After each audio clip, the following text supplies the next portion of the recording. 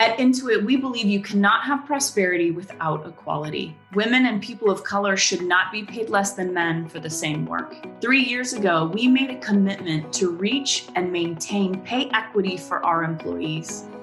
But pay equity is an ongoing process, and all companies must join this fight. Like the 19th Amendment, we are not done.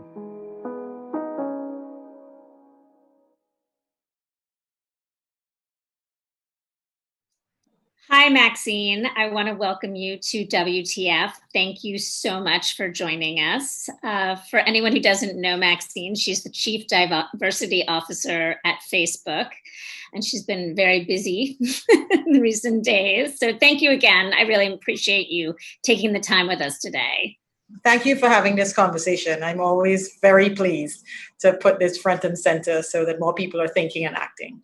Absolutely. So let's jump into it. I mean, let's just go into the fire. Obviously, Facebook has been, in the center of a lot of criticism in the past few months about, whether it was from advertisers or from its own employees, about not taking a stronger stance against some posts by our president that people deemed racist. I'd be interested in kind of your take. What is the company doing to address employees' concerns, and make Facebook a place that minorities, but particularly Black people, want to work? Gosh, well, the first premise for why it should be a place that everybody wants to work is because of the importance of what we do in the world. Connecting people, helping communities to be stronger, to stay stronger. If anything, it's the irony, because you talk about the last few months, but in the last few months is also where we've seen the horrible impact of COVID and how it has forced people into physical isolation, and therefore even more reliance on tools like Facebook, where we can bring people together when they can't be physically together. So the first sort of value proposition is helping to make that mission possible, to connect people. With all of the various things that you've mentioned, where there has been tension and there has been struggle, I think it comes again from, providing a platform for voice is not an easy thing. It is not a simple thing. It is a very complicated thing. So the voice that I choose to use and what I choose to say might be the very thing that for you is the most offensive and could even be harmful. So what we've tried to do is to create these standards for harm, for hate. And in fact, with the investment, now we're at the point where 90% of what is hateful is taken down before anybody ever sees it. But then we still remain with the fact that some of it still is there. And it's there that we see the pain and the struggle and the debates about what should stay up, what should come down. Some of it has to do with the definition of hate. For some people, our definition, our bar is too high. For some, it's too low. And in the middle of all of it, what we are trying to do is to be thoughtful, to provide the opportunity for voice while making this a safe platform. There have been sometimes it's the speed to enforce, which has been the issue. It's not that we didn't enforce, but it's that if somebody uses veiled language, you have to then do the thoughtful analysis to determine what is really being said, where does it stand on the line with the policy. And then our policies are dynamic as well, right? Because, as people use these things, as we see trends, as we see examples, we may revisit, adjust. And so I think there is a lot going on. At the end of the day, as I say, 90% comes down before anybody ever sees it. And we are it's in our interest to deal with the other 10%. And that's where the pain comes for the employees, for the people who use the products, for us, because it is so against our interest to have any of that stuff up. Nobody likes it, right? Advertisers don't want it. So we're just heads down trying to make it happen. And so, for people who are interested in helping us to do that, it remains a place that they want to be, because you want to solve these hard problems that are societal problems. Absolutely. I'm kind of interested in getting into your head a little bit, because obviously we saw the corporate response to the employee walkouts, but you wake up and, you're hearing about these employee walkouts. You're the head of diversity. What did you do? What were you thinking? Something like that. You don't typically wake up and all of a sudden it's a surprise, right? You're working with people all the time, right? So you're seeing what form discontent is taking. Also, again, we sort of live by this belief in openness and voice. So internally, we provide the opportunity. There's something called Workplace by Facebook, which is an enterprise version of Facebook where there are thousands of groups and people are talking in these groups about what they're upset about, what they want to be addressed. We have Q&A. We just had it every week where Mark stands up, our CEO, and he takes questions and we address things. And so I have open office hours. Like there's a lot of incoming, there's a lot of listening, there's a lot of responding, there's dialogue, right? And so, I don't typically wake up and it's like, whoa, where did this come from?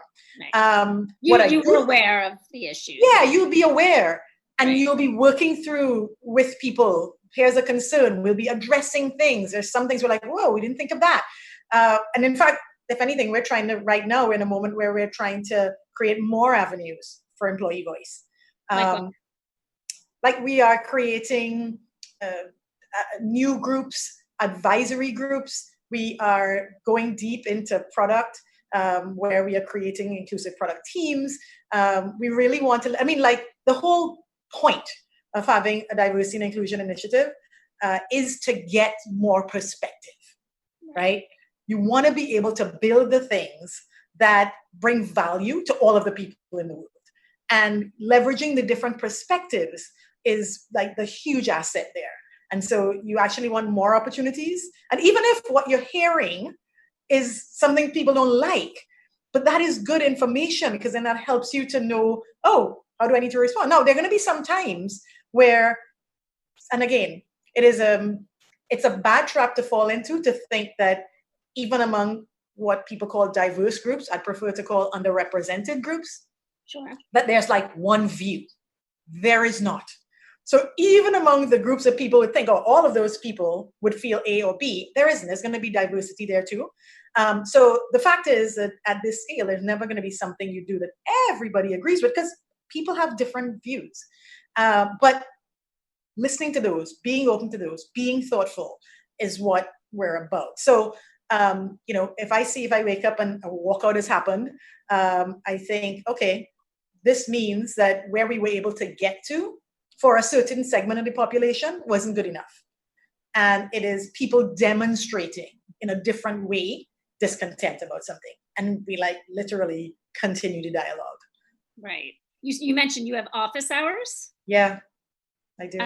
How long have you been doing that? Oh, yeah, I started doing it. I've been at the company now 7 years, which is a long time in Facebook years for a very young company. And people forget how young the whole company is. Right. But maybe 4 years ago, when I started to see that we were growing to a certain size where you couldn't run into everybody on the daily walk across campus.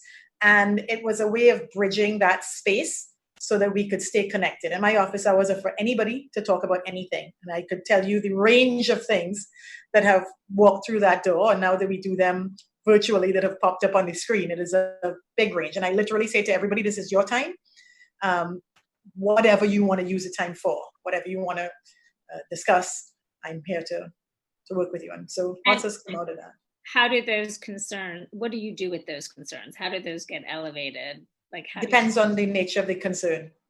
If somebody is coming to tell me something that is happening to them, which to me reads as a violation of a policy, then I will report that to the appropriate body internally. If somebody is coming and they just want to share that, by the way, a lot of people come and say, this is the best place I've ever worked. Right. And I'm really happy. And I always say, how come you don't tell everybody that? Why don't you tell everybody that? But they'll tell me one-on-one. But for instance, when I saw people coming and telling me things, which is what sociologists might call microaggressions, right? I was like, we have to do something about this because they aren't things that rise to the level of a policy violation, that there's a clear path for reporting. But it's the stuff that when it adds up, it just makes you feel like, I don't want to be in a place where I experience this. And what we did out of that is we created a tool called Microphone, where people, again, we have all these avenues where people can report what a micro acts. And we've created it in a way that you can also report micro allyship acts, because we want people to learn what's good. What's an example of what's good to do? And then we use all of that and we create reports and we escalate those reports to organization leaders, functional leaders, so they can see what's good or what's bad going on in their organization. And we can try to address those too, the same way we would address policy violations. And then some people just come to office hours and they just want to meet and say hello. Right. That's nice. Yeah. And so one person danced. Really? Yep. One person walked in and said nothing and played music and danced. And your reporting structure recently changed and you now report to Sheryl Sandberg. Can you talk a little bit about what that means practically? Yeah. Practically, reporting to Sheryl Sandberg means that we have translated what was an ad hoc relationship to a more formal, consistent one. And that relationship isn't just limited to Sheryl, the COO. With that reporting change, I also became a member of Mark's executive team as well. So I'm now, as we talk about in these circles, having a seat at the table or being in the room. It means that now I am a part of all of the most senior discussions. It's often decisions, it's often explorations about every topic. So it's not limited to the topics that somebody would have proactively thought, oh, this has a D&I element to it. Let's get Maxine involved, right? Right.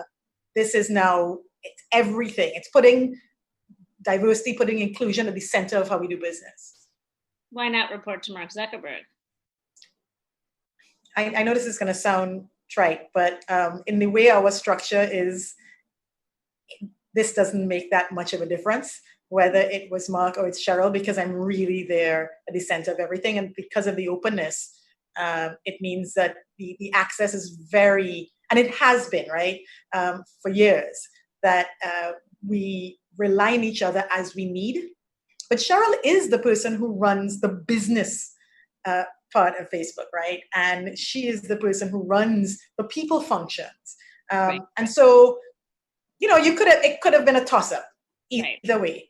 But I do think there's sort of more whole day-to-day, it sort of just made a little bit more sense. Right. But yeah, it works either way. Now, you have said that your goal is to, and tell me if I'm getting this wrong, to increase the percentage of Black employees at Facebook by 30% in the next 5 years? That's the percentage of leaders who are Black. Percentage of leaders, I'm sorry. Can you talk specifically how you're going to do that? I believe the percentage is like around 3.4% in the diversity report. Yeah, so yeah. And just to clarify that particular goal, so we have two sort of public goals on representation. One is to increase underrepresented people by 50% in 5 years. And the other is to increase people of color in leadership by 30% over 5 years. Got it. Okay. And, yeah. And how we're going to do it is to execute more efficiently, effectively, and consistently on the strategies that we have put in place. So, for instance, we put in place a strategy around having diverse slates of candidates for open roles, right? And we've been tracking, that's part of what my team does, develop a strategy, build the systems, the tools, track, iterate, is something working, not working, do we need to tweak? And what we know is that works to increase representation.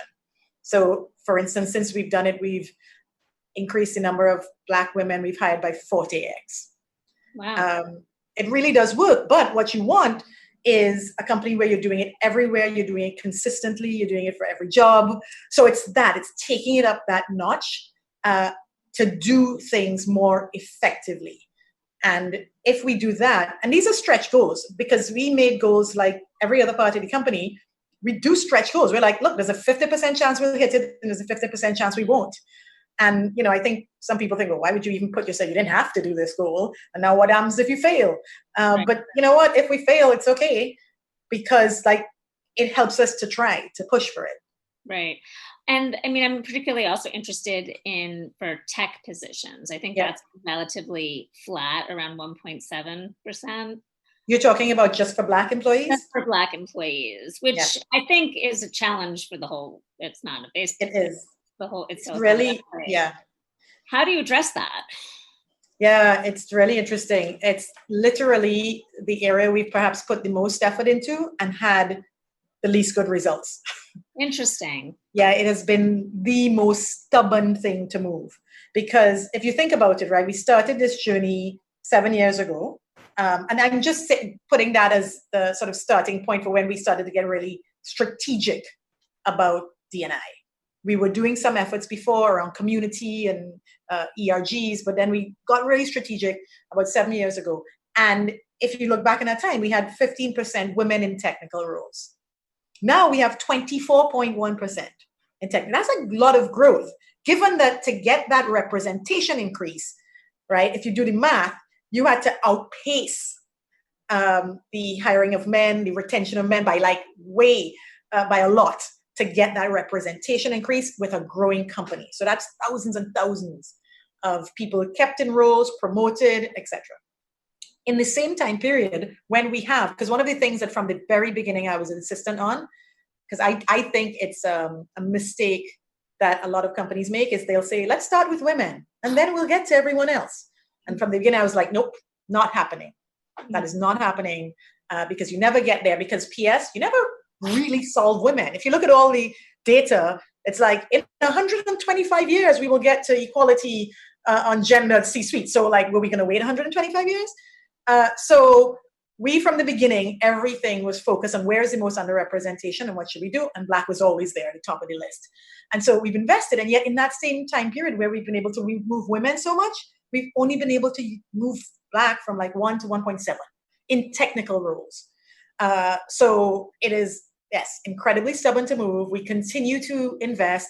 We have increased the number of internships like tremendously. The schools that we go to, the places that we recruit what you'd call like lateral talent or experienced talent from. We've created rotational engineering programs for non-traditional talent where you'd come in and work for a year and then sort of, get more training on the job before being software engineer. So like we've taken our engineers, we send them to historically Black colleges, to Hispanic serving institutions to teach there. So that, part of the curricular issues where we did see some issues there, that we could invest in that. So it is like a comprehensive ecosystem, a ton of investment, and yet still the hardest to move. Have you discussed or have you partnered with other tech companies? I mean, because again, it's not a Facebook issue, right? This is a Silicon Valley issue. So can you talk a little bit about like conversations you've had with other organizations and companies to deal with this? Yeah, for all these years, we've had very open dialogue. We have relationships. Myself and other chief diversity officers can often call each other up and say, hey, you're doing X. Is it working? Or I'm thinking of doing Y. And so we do share. And I mean, what can I say? I think for everyone, we recognize there are short, medium, and long-term issues. And for each company, it's a question of how much are you invested at each stage of those. And, like we started doing diverse slate approach way back, maybe 6.5 years ago. And then I've seen some other companies since then also take that strategy because it does work, right? What cities you have offices in, since we began on this journey, we've invested in some cities where there was more, like deliberately expanding those offices where there were more indicators from the demographics in the cities that we'd be able to hire more there and retain more. And even now during COVID, we're looking at the opportunities there because as we consider remote work, right, which has been accelerated through this crisis, we're looking at what are the opportunities now to have people working in cities where we didn't have offices before, but which could increase our diversity. Because one of the issues is that, Silicon Valley is not very diverse. If you're talking about Black employees, right? It's just not where in America that's 12 or 13% Black. Silicon Valley is 3%. So it's not where you would organically find the people living in their communities. So we are invested in a lot of different ways. And I think a lot of the companies that are serious about this are doing so as well. Which cities are you looking at or investing more in? You know, as we stand right now, we're very focused on the issue of remote work, Right. which means it won't be up to us what the cities are, it'll be up to the people. Right. So you find the people and it doesn't really matter That's right. what they are. Absolutely. No, that makes a lot of sense. I did want to ask you specifically also just about, I mean, we talked about women a little bit, but I'm interested, women are kind of bearing the brunt. I mean, there've been all these studies of like homeschooling and dealing with all this, you know, stuff going on. How are you accounting for that with your workforce? Yeah.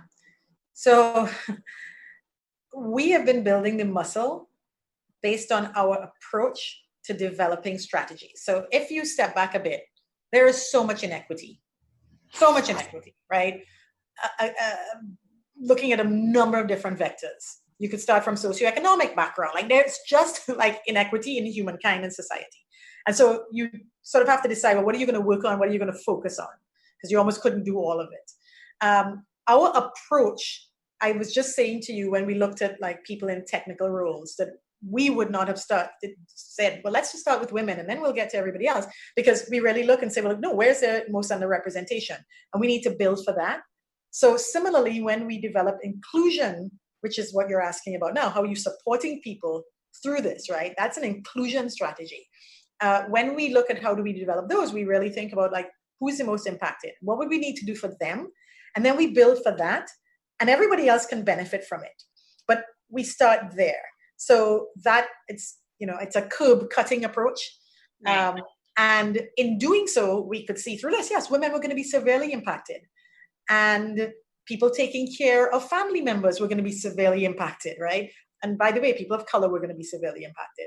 And so the way we built was for the most impacted. So for instance, it is why we said there would be no performance ratings this half. Because we knew that the stress of taking care of your family, having children at home, having to do the homeschool. Look, in good times, we know from the data that women were already doing more of the home responsibilities, right? Even if they also had a job outside of the home. And so, I mean, dramatically worse now. It's a job on top of a job on top of a job. So we took away that additional pressure. We've increased mental health support. We've increased leave, right? The number of leaves people can take, the amount of time off they can take to tend to their family. I have people on my team who are like, yeah, every, these number of days a week, like I'm going to need to take that leave because I have to take care of my child who is at home. And by the way, we also have all of these things for people who are not in family situations, for people who live alone. Of course. Because this is tremendously hard on them too. So we gave stipends to everybody, because again, if you think inclusively, you will know that not everybody would have been in a position financially to acquire what they needed to set up a home space, far less an office. So we gave a stipend to everybody because we're solving for the most impacted. Right. Others can benefit fine. So that is how we've approached this. And we've had more and more sort of deliberate attempts at being inclusive. Like on my team, we now have twice a day meetings where we didn't have them before on a Wednesday to check in with everybody. And some people, there have been benefits. I have people in APAC who said, God, now I feel more included than I ever was, because back in the good times, right, we weren't so conscious. Right. The time zone you had something in, etc. So there have been some upsides to having to be more deliberate to be inclusive. I'm just curious, given that this doesn't seem to be ending anytime soon, what are you doing about year-end reviews? Yeah. So, we're still working that through, but I think there are a lot of things in balance too. So having given this half off, it has also given us some time to build for the current situation. Because when it hit, we hadn't anticipated this. So now we kind of know on the back end what we probably need to do. We also, we paused stuff that everything is a trade-off, right? If you don't have ratings and performance reviews, then guess what? People who are doing well can't be promoted. Right. If you're not promoting, then advancement to leadership, 3rd and 5, gets impacted because we promote and we hire. And so We're working on it, but we'll see where we land. But we're very conscious that there are other trade-offs. You can't keep that going forever. It's tricky. Well, Maxine, thank you so much. I want to make sure we leave some time for questions, but I really appreciate your time. Thanks so much. And let's see what questions people have. Yep. Office hours.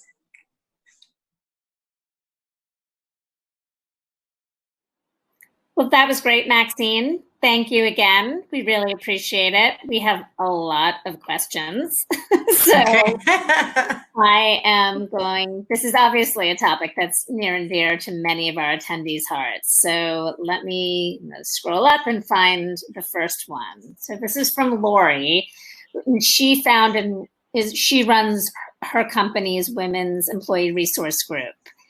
She wants to know if you have suggestions on how do you create these groups to make sure that they consider and strive for the needs of all women without inadvertently leaving out certain kinds of women or certain women.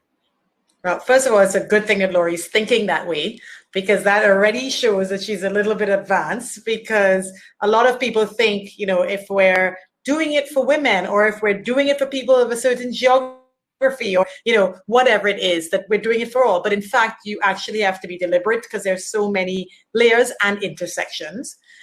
So the only way to do it is to be deliberate about it, right? To think about what are the different identities within this group of women, and how are we paying attention to particularly the voices that are not as often heard, either because they are from less dominant intersectional groups or less populated, right? If you are in a minority numerically, people can often, those in the majority, overlook what that experience is. So you just have to be deliberate, but looking across your group, across your cross-section, and thinking who's really here? And then how are we giving space for voice so that we have understanding about what are the issues we need to address? Are they impacting people differently? And then so that you can get the benefit of their perspective for solving those issues as well. So I think you need to be deliberate. You need to do the analysis, determine who do I have here, and then you need to leverage expertise, insight, perspective in order to devise solutions. That's a great answer. Lori also has a question about gender diversity in engineering. How do you improve gender diversity in engineering? Very deliberately. So again, there are two things. One is that we do have to look at the long term and the short term. In the long term, what we know is that we all need to contribute more to there being more gender diversity among the people who acquire the skills of engineering.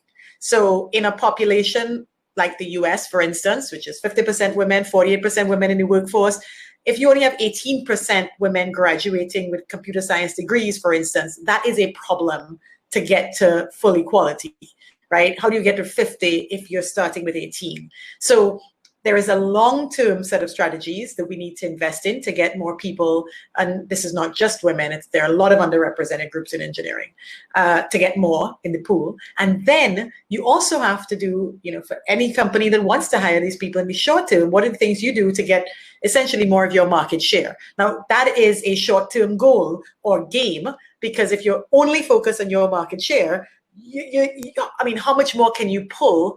You have to be focused on the long term and the short term, and there are a bunch of strategies you can do. So when we started being really strategic about this at Facebook 7 years ago, we were 14% women in technical roles. Now we are at about 25%, and the graduation rate hasn't moved from 18. So right. There are strategies you can do to get more than your market share, but it's not long term satisfying. We also need to just get more in the mix. Right. Heather has a question about how close is Facebook to hiring your VP of Civil Rights that was discussed in the 3rd Annual Civil Rights Report? We are interviewing people right now. So you think it'll be this year, next year, early next year? I would assume we're interviewing. So presuming that we get the right people and that we look at the right slate, we should be able to hire, we have the headcount, we want to hire, it's a priority thing. It's just about going through the process. Right. Right. We also have a question from Shani. How have you set up the D&I advisory groups to succeed and have impact? I mean, I think that's a really great question. This is one of the challenges of being virtual, is that I might want to ask a follow-up question, which is exactly what does the questioner mean by a D&I advisory group? Because that term can describe lots of different things. Do you know? Sure. No, maybe she'll answer that. I assume she meant like the actual groups internally that are focusing on this issue. Okay, because we have business resource groups, we have groups of people who are embedded in teams, and then we have people who are on the diversity team, and we have the FBRGs, which are the affinity groups, etc. And like all of them play different roles. We also have certain teams, for instance, we've launched a couple recently of inclusive product teams, right, which are looking at inclusion. How do we build products with inclusion at the center? And all of those then leverage the advice and perspective of groups of others who are either having as their asset lived experience, and you can call those advisors on D&I as well, or they have expertise in inclusion.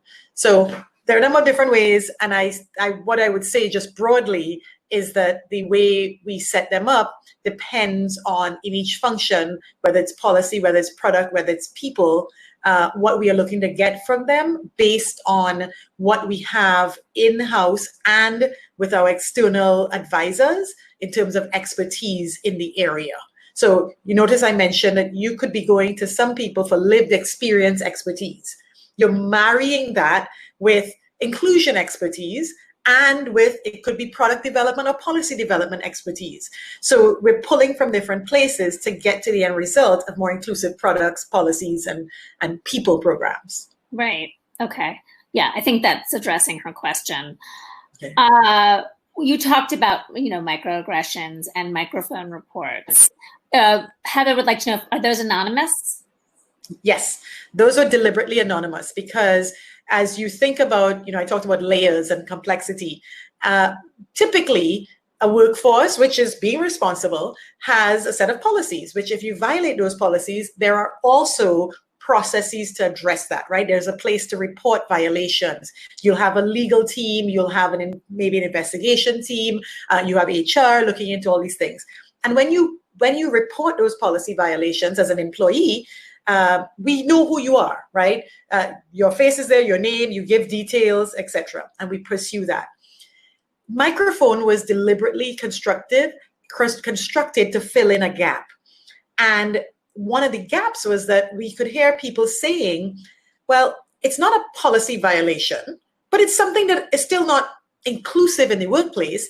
And either I feel bad to raise it at that level, or I'm worried, right? People are often worried of like, what will happen to me if I bring this report, right?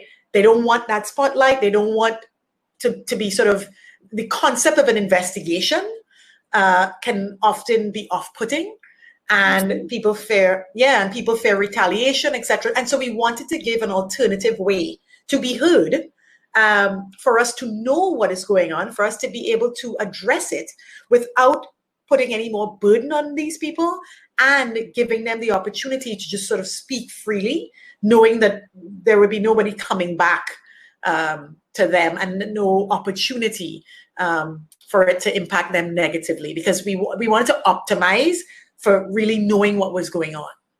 Right, that makes sense. This is a great question. Sophie asks good questions on all these panels. She's interested in what you think the tech industry's end goal should be for representation of underrepresented minorities. Should there be parity with the population or something else? And as a follow-up, what are the main levers you look at to work towards those goals? Well, the first thing I would say is more should be the goal, right? Just keep going for more. My example I just gave about women in tech, if we had said, okay, 18 is the graduation rate, so that's our goal, would we have stopped at 18? Because we've gotten to 25, right? So sometimes like that number, it can be something to help you work towards, but I don't want it to be something that limits you, right? I want to just keep having more because we're still underrepresented. So that's the first, like that's baseline more. Then if you wanted to get into the sort of details of it, if you did want to choose a number, I think you'd have to go with market availability number, not sense, right? It's just not reasonable because the number of people in the census or the number of people in the workforce is not necessarily the number of people in who have those skills in each job group. And that's where it starts to get complicated because often people want just give me one number. But if you are employing people for different jobs with different skill sets, in each of those categories, there may be a different number for market availability. And so you then have to just dig a little deeper to determine, well, what would it be for salespeople? What is it for HR people, right? Sometimes, let's say, there are some jobs which women are overly represented in. In those categories of jobs, what is the number you use then, right? There's sometimes you could go to 98% if you were using. So we look at a number of different indicators for what should be reasonable to achieve. And then we stretch it a little bit more. So all of our goals are stretch goals. Right. Interesting. I mean, just as a follow-up to that, I mean, obviously a company like Facebook has all these resources to figure all this out. I mean, what advice do you have? I mean, a lot of our attendees are startups, right? How do they navigate that? Do you have any thoughts on that? Yeah, look, I've worked at places with resources and places it did not. Right. And what I would say is that you can always, the first thing is determining what you want to achieve. Once you set that objective, you then work with the resources you have. And it's why I believe that a lot of customization really makes sense in D&I, because you cannot just, search 10 best practices and then apply that everywhere, because some of them will not be implementable. So if you're at a startup, for instance, I would say the most important thing is make this a priority from day one. Once you do that, once you make that decision that it is a priority, then you can work back from that. Okay, what can I do? Can hire, which I do think is a good idea, to hire somebody, at least one person who is responsible for this. I think that makes a difference in keeping it top of mind, in driving the strategies. So I would advocate for that. But even if you can't afford that, right, you're not at that point, everybody who then is in this company has to share some responsibility. So that's where you see some companies having councils, D&I councils. I've worked before where I had a D&I council. And in fact, even when I started at Facebook, I started and I launched a council because I didn't have a big team. Now I have quite a big team, and I have created other teams or developed other teams that we work with so that we have quite a sizable set of people who are full-time focused on this. But we didn't always have that. And we worked through a council of people who would volunteer time to invest in driving us forward. And so I think wherever you are, whatever your resources are, you can figure something out if you make it a priority and then work back from there. And most important thing is to start as early as you possibly can. Yeah. Well, I think we have a lot more questions, but unfortunately we're running out of time, but I think that's a great place to break. Maxine, thank you so much. It was really a pleasure to get to talk to you about this really important issue. So I really appreciate it. Thank you.